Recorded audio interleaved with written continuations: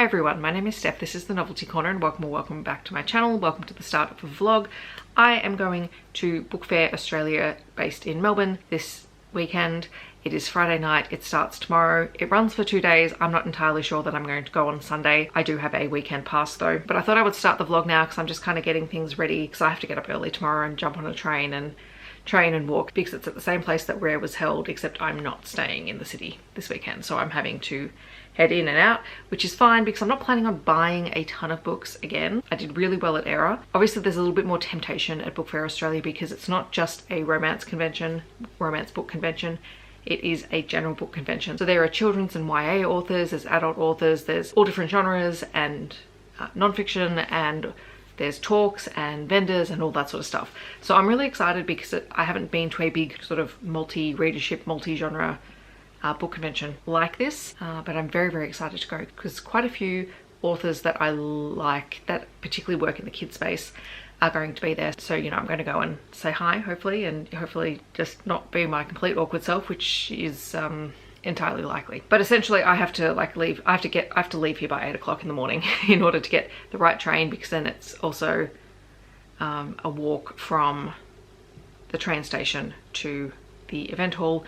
And then when I get to the event hall, it's almost, I reckon it'll take me 10 minutes from the entrance of the event hall to where this event is being held. Because I have VIP tickets, I can get in at 9 o'clock, but I'm not leaving earlier than 8 o'clock in the morning. I will get there when I get there. I've got my floor plan. I have been looking over the attendee lists. Like these are the author lists and the vendors. I've kind of marked off where I want to go, but I roughly know that down here, these are some of the sponsored authors, but there's a lot of the kids authors that I want to see. Romance is up here. Queer authors and stories over here. I want to see a lot of the vendors. I'm just excited. I think it'll be fun. I'm packing some extra bags. I think the only romance author that I might buy books from, unless something really catches my eye, is Elisse Hay, because I might want to get the rest of her paranormal series because I really did enjoy those, and they're set in Melbourne. More than likely I'll just come back with more stickers and pins, which is what I did at the last event. I am taking some books.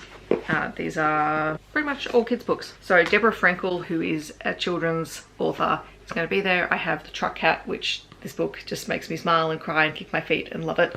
And Naturopolis, which is also a really fascinating picture book. Part story, part non-fiction. Like it's great. I am hoping that these authors might have some other books as well. Gould and Pritchard are going to be there, so I'm going to take my Wylah. This is book 4 in the series. I do have the first 3 books, but I don't know where they are.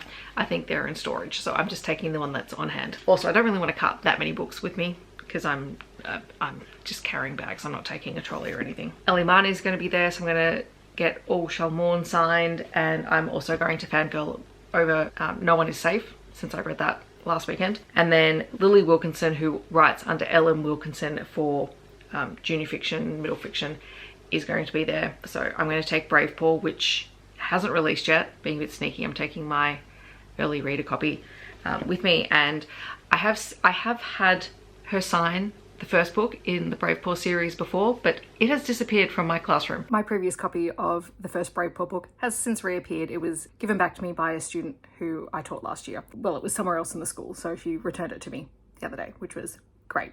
But of course it was after the event. So that's what I'm taking, and yeah.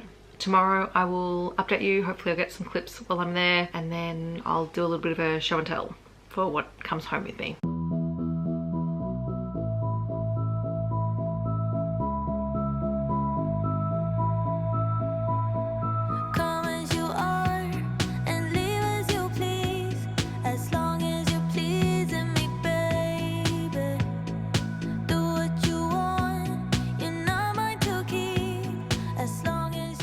Hi everyone, I am back from Book Fair Australia. I had a really great time today. There were there was well over 150-ish odd authors and vendors and things like that. Granted, I just kind of stuck to the authors and the genres that I wanted to see and some of the vendors, but I had a really great time this morning, and I thought I'd show you what I picked up. I did buy a few books. Some of them I've already read.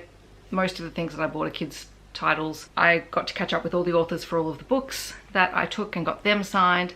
I had the most delightful chat with Ellie, Marney. I'll talk more about that later. It was a good time. It definitely wasn't packed, and they sold out tickets, but there was heaps and heaps of room. Part of me is wondering whether they needed a few more people walking through. It was getting quieter in the afternoon. I went and sat in on a few of the panels throughout the day as well. I just probably spent more time sitting than I did walking around, which was actually kind of nice, because one, I didn't take a cart, so I had to carry all of these things home, and two, I wasn't trying to buy heaps of things. So I was looking and I was seeing, and I was just making a list on my phone of things I want to try later on. So I had a VIP weekend ticket. I still haven't decided whether I'm going to go tomorrow. At this stage, probably not, because I got everything done that I wanted to get done today. But this was the bag. These were the little mascots for Book Fair Australia Melbourne. They do have names. I can't remember what they are. You get a program. You got that as soon as you walked in. I do have my lanyard, so VIPs had a lanyard. It came with a book lover's book journal. Like, this is a full-on book journal, which is kind of amazing. This isn't a little journal. We also got a pin. So they had different, like you could get any of a random assortment of the mascot pins. So the one that I got was the little lizard. And then I did buy another one. I didn't buy all of them, but I did buy the possum, because my nickname growing up from my dad was Possum. So I tend to get anything with possum on them. There was also this washi tape, which I don't think this is my focus. It says, Books Are Life, and it's got little bookish designs, and the Book Addiction logo, because Book Addiction were the main sponsor of the event, I think. There is a little free sample of a book, Shadow of the Ghost Light. There was also a free comic. That's kind of cool. All right, and the last thing was a t-shirt. It says, I put down my book to be here. That's really cool. Since I threw a few things that I bought in the bag, I thought might as well show them since this bag is the one that's out. I have forgotten the name of the vendor for these, but I will post it on the screen.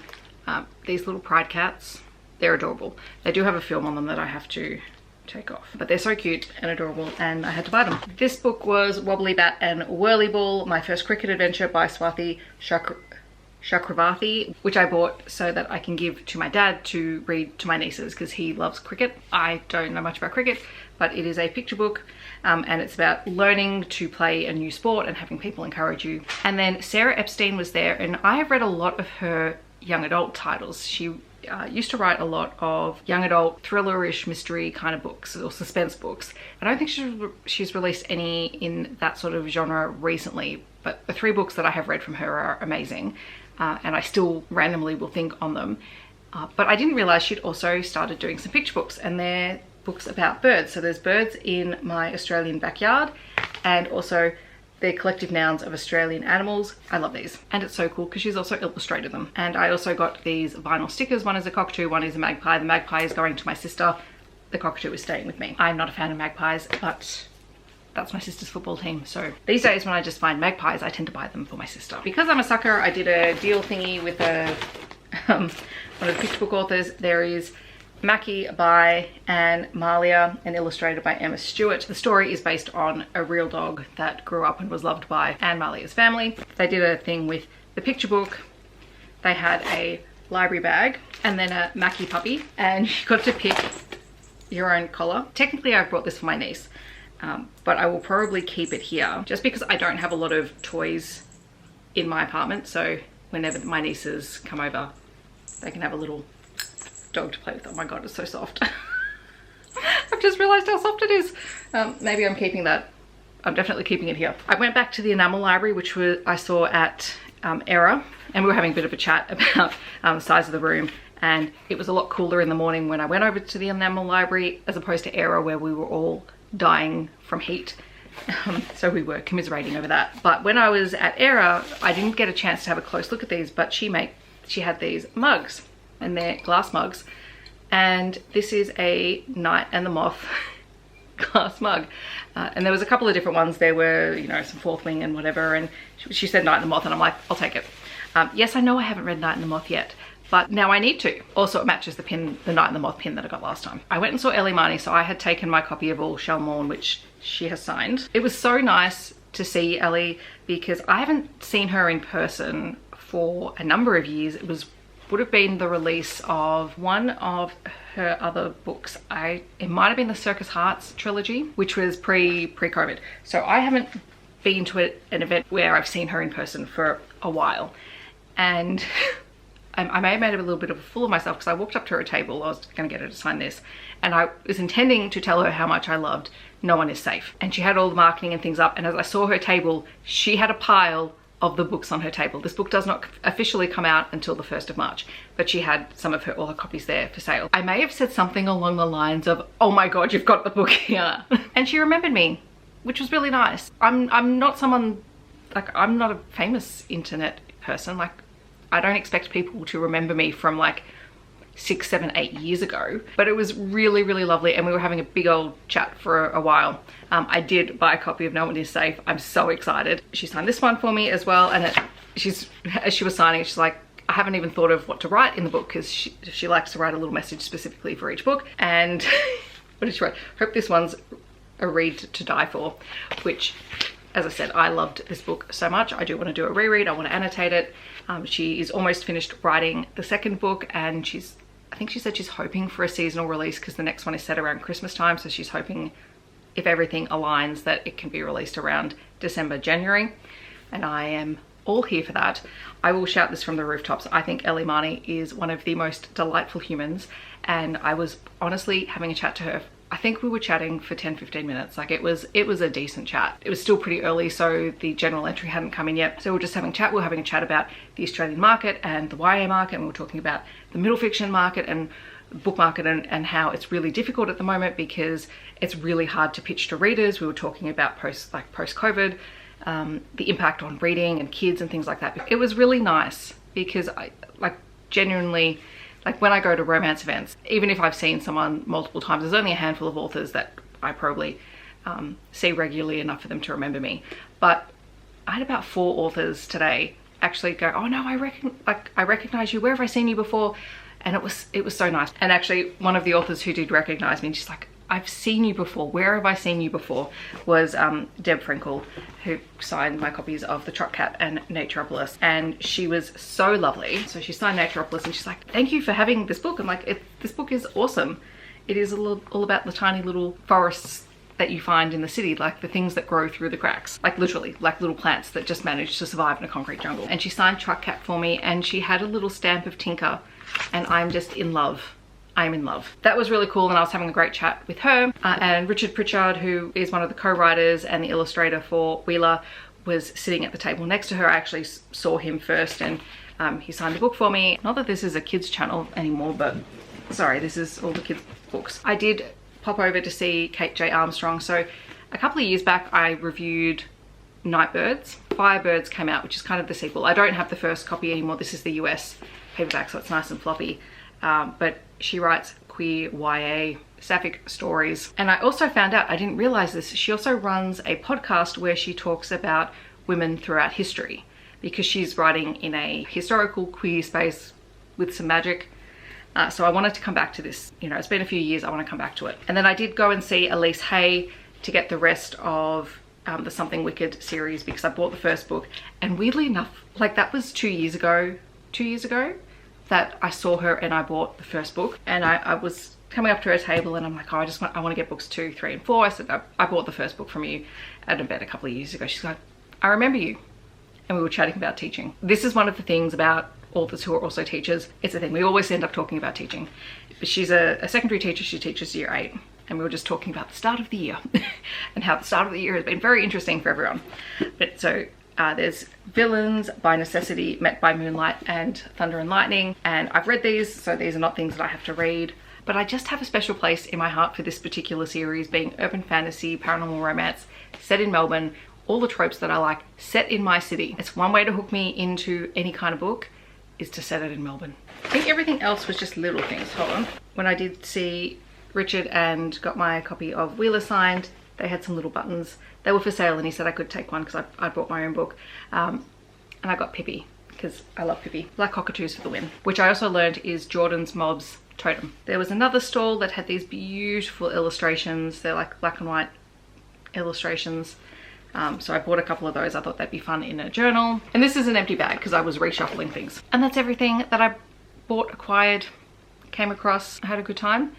The panels that I went to were really interesting. The first two I kind of ducked in and out of because I was still wandering around just having a look at things and trying not to be the awkward person by myself walking past stalls and things like that.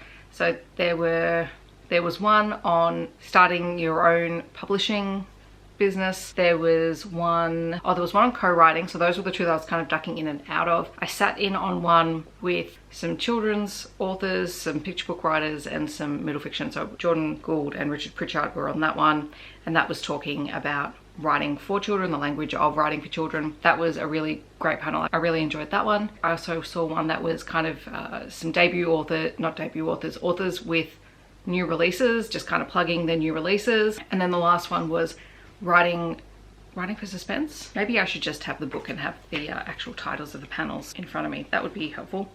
Building and utilising suspense. So that was Ellie, Marney, Mark Smith and Andrew McDermott, and Philippa Nefri-Clark was moderating that panel, and all of them write in the mystery or thriller space.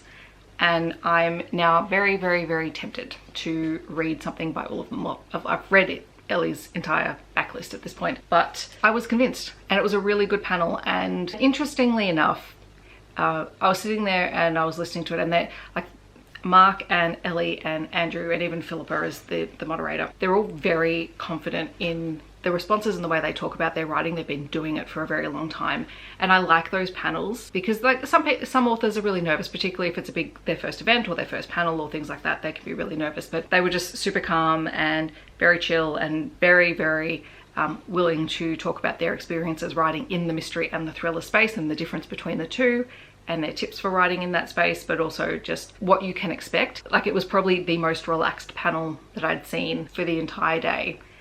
And it was so interesting. Like, I could have listened to them talk for, you know, double the length of time that they were talking for. And I've been convinced to pick up books by Mark and Andrew and Philippa because of that panel. So while I didn't buy books, I have them sitting there ready to pick up when the mood to read a mystery or a thriller strikes me, which it does every now and then. It's actually a genre that I started in before I read romance. Sci-fi, mystery, thriller, suspense, they were my genres before romance, so I always go back to them every now and then. While I'm not going to wrap up the vlog now, I want to read some of these picture books and sort of talk a little bit about them in this vlog. I'm probably not going to get to the novels that I haven't read yet. I'll come and wrap this up a little bit later. Hi everyone, I'm going to talk a little bit about the picture books that I've read this afternoon since I got home, or this evening since I got home, and I'm going to do it now because I'm crashing hard. Like, I've literally doom scrolled for an hour, and I looked at my phone and went, you've been on your phone for an hour. Like, I've literally just tuned out, and I need to do dishes, and I need to, I don't know, maybe read something else, but I probably won't because I'm not there. I did read the comic that was included in the freebie bag. So this was Extreme Champion Tournament Breakout. This is book 3 in this particular series. So obviously, being the third volume, I was jumping into the middle of the storyline, and I kind of had to work out what was going on. Essentially, the Extreme Champion Tournament is set in a world where they have managed to reclaim the DNA of historical heroes and villains, and they've cloned them, and they now have like a gladiator Colosseum ring thing where they have to fight one another. And clearly in this particular installment, the villains are out and everyone is fighting one another, and it's quite violent and gory, but it was fun. Like, cool concept, quite enjoyed it. May at some point investigate the other volumes in the series and go back and at least read the first 2 just to get a bit more context. Then I read the 3 picture books. So Wobblybat and Whirlyball, My First Cricket Adventure by Swarthi Chakravarthi and illustrated by Veena Sri Ramesh. I did say that this one was about you know, learning a new skill, learning to play cricket, and that is the case with Wobblybat. Is learning how to play cricket. He's never really played cricket before, is not very good at it initially, and Whirlyball is coaching him, or coaching it, that's a cricket bat, coaching it through the process. And it is based on the experiences of the author seeing her husband teach her son how to play cricket for the first time, how it takes more than one time, nobody's perfect the first time, you have to practice, you have to get better at it. Really fun little story. I'm going to give that to Dad so he can read it to my niece. I read Mackie by Mallia and illustrated by Emma Stewart. This is super gorgeous. Like, hello Mackie. yeah, I think Mackie's just going to stay in that spot for a while. Anyway, based off the true story of Aunt Mallia's family dog Mackie. They've had since pup, seen her grow up, seen her be part of the community.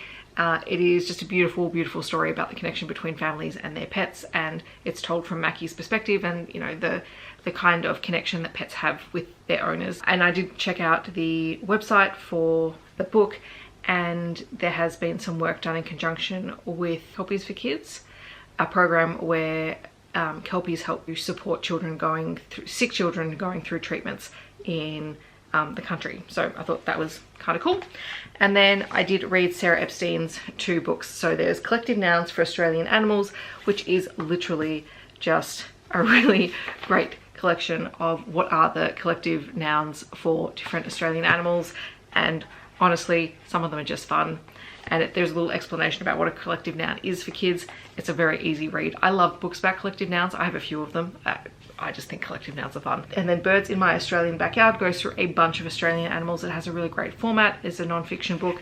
It's the format that I really like, which is a big illustration or photo, but in this case illustrations, some basic information. In this case, you have the name, the scientific name, size, what it eats, what it sounds like, which is really cool, the habitat, and also some facts about each of the birds.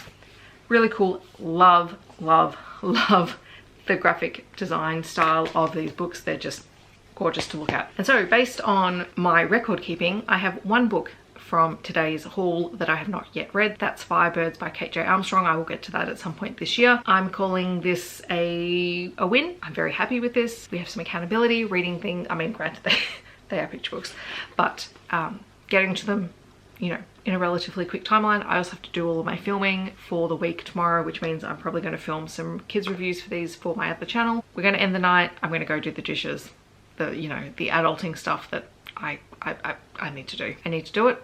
I don't have the motivation to do it, but I need to do it. And then probably a very early night for me so that I can get up and do the filming tomorrow and do a bunch of editing, and then I've got a stack of reviews to write. But on that note, I had a great day. It was really fun. But on that note, I'm going to end this vlog. Thanks for hanging around. Thanks for, you know, putting up with all my randomness when it comes to these events. I hope everyone's doing well. Leave me a book stack emoji if you're here, or if you just want to chat to me about books, let me know that down below. Otherwise, I will see you guys in my next video. Bye everyone.